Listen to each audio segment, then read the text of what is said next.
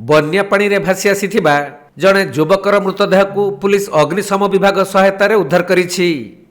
तेबे मृतदेहटी महानदी बन्या पानी रे भासी आसी कटक जिला सानमंडली ब्रिज निकटरे लागिथिला। तेणु स्थानीय लोक माने मृतदेहटी को देखिबा परे निकटस्थ पुलिस स्टेशन को जणाइथिले।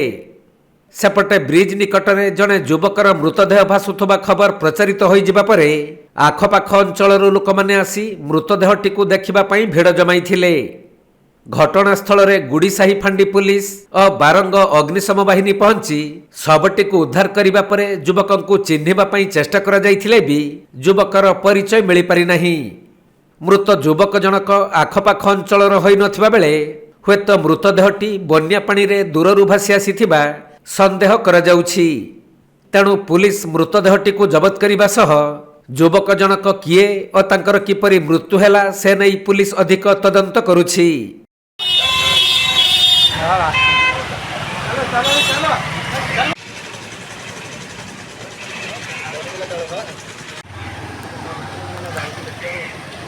कटक जिला प्रतिनिधि राजेश कुमार साहू रिपोर्ट, कोणार्क लाइव।